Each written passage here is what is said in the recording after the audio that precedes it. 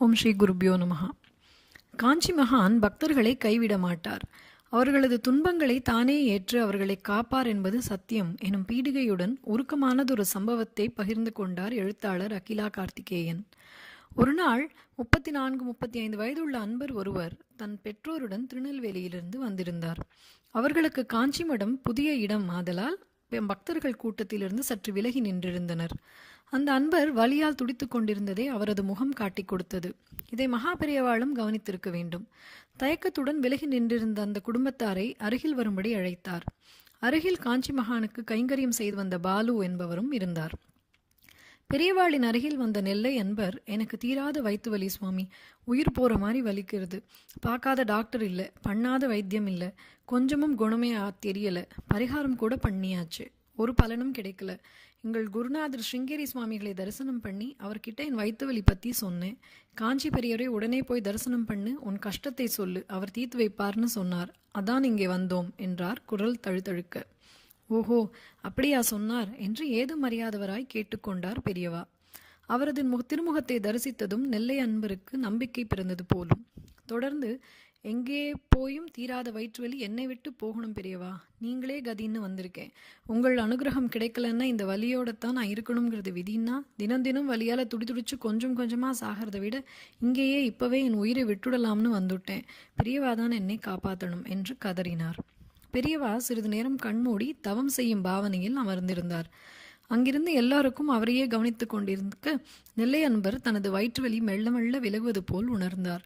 சிறிது நேரத்தில், இப்போ என் வயிற்று வலி பூர்ணமா போயிடுத்து பெரியவா என்று வியப்பும் கண்ணீருமாய் சிலிர்த்து சொன்னவர் பெரியவாளை சாஷ்டாங்கமாக விழுந்து நமஸ்கரித்தார். அவருடைய பெற்றோரும் நமஸ்கரித்தனர். பிறகு பெரியவாளிடம் அனைவரும் விடை பெற்று கொண்டு திருநெல்வேலிக்கு புறப்பட்டு சென்றனர். ஆனால் அன்றிலிருந்து பெரியவா என்னவோ போல் சோர்ந்து காணப்பட்டார். கருணையே உருவான காஞ்சி மகான் தனது வயிற்றில் ஏதோ வேதனை வந்தார் போல் துன்பப்படுகிறார் என தெரிந்தது. பெரியவா அடிக்கடி சுருண்டு படுப்பதையும் புரண்டு தவிப்பதையும் மடத்து பாலு கண்டார். செய்வதறியாது கலங்கினார். பெரியவாளுக்கு பிக்ஷை தயார் செய்யும் கைங்கரியத்தை செய்து வந்த பாலுதான் பெரியவா படும் பாட்டை பார்த்து தான் பிக்ஷையில் ஏதேனும் தவறு இழைத்து விட்டோமோ என்ற குற்ற உணர்ச்சியில் அவர் மருகத் தொடங்கினார். தன் குலதெய்வமான ஸ்ரீ வைத்தீஸ்வரனை தரிசித்து பிரார்த்தித்தால் தேவலை என்று அவருக்கு தோன்றியது. மறுநாள் ஏகாதசி என்பதால் சௌகரியமாகிவிட்டது பாலுவுக்கு. அன்றைய தினம் பெரியவாளுக்கு பிக்ஷை செய்து வைக்க வேண்டாம். ஆகவே வைத்தீஸ்வரன் கோவிலுக்கு செல்வது என்று திட்டமிட்டார்.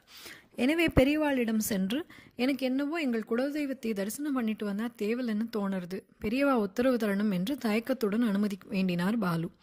உடனே, என் குலதெய்வமான வைத்தீஸ்வரன் வேற யாரும் இல்லை, பெரியவா தான் அடிக்கடி சொல்வியே பாலு, இப்ப ஏன் போகணுங்கிற என்று குடும்ப சிரிப்புடன் கேட்டார் பெரியவா. எப்படியேனும் உத்தரவு வாங்கிவிடுவதில் பரபரப்பாக இருந்தார் பாலு. இல்லை பெரியவா, சின்ன வயசுல முடியறக்குனப்ப போனது, அப்புறம் குலதெய்வத்தை தரிசனம் பண்ண போகவே இல்லை, அதான் என்று கெஞ்சாத குறையாக சொன்னார் பாலு. பெரியவா புன்னகையோடு உத்தரவு கொடுக்க பாலு கிளம்பிச் சென்றார். வைத்தீஸ்வரனுக்கு நோய் நேர்ந்து கொள்பவர்கள் நோய் தீர்வதற்காக கை கால் என வெள்ளியாலான உறுப்புகளை வாங்கி சுவாமிக்கு காணிக்கையாக செலுத்துவார்கள். பெரியவாளின் வயிற்று வலி குணமாக வேண்டும் என்று வேண்டிக் கொண்ட பாலு வெள்ளியில் வயிறு வாங்க கடையாய் அலைந்தார். வயிறு கிடைக்கவே இல்லை. உடலும் மனமும் சோர்ந்து போனவராக கடைவீதியில் நடந்து கொண்டிருந்த பாலுவின் அருகே கிழவி ஒருத்தி வந்து நின்றாள். என்ன சாமி, வைத்தீஸ்வரருக்கு கொடுக்கறதுக்காக வயிறு தேடுறியா? அது கடைகளில் கிடைக்காது, ஆபீஸில் போய் பாரு.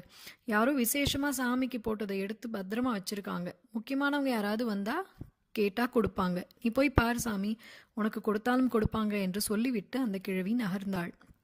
பாலுவுக்கு ஒரே குழப்பம். யார் இந்த கிழவி? நான் வெள்ளியில் வயிறு வாங்க அலைவது இவளுக்கு எப்படி தெரியும்?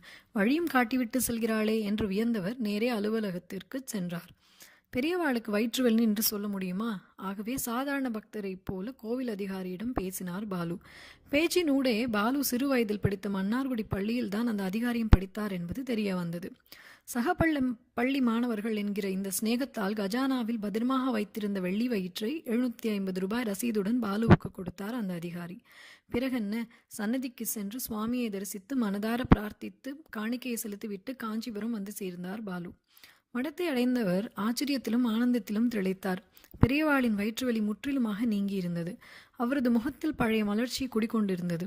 பெரியவா அனுகிரகத்தால் குலதெய்வத்தை தரிசனம் பண்ணிட்டு வந்துட்டேன் என்று சொல்லி நெகிழ்ந்த பாலுவை ஏறிட்ட மகா பெரியவா, சரிதான், என் வயிற்று வலியை கொண்டு போய் அந்த வைத்தீஸ்வரன் கிட்ட விட்டுட்டு வந்துட்டியாக்கும் என்றார் புன்னகைத்தபடி.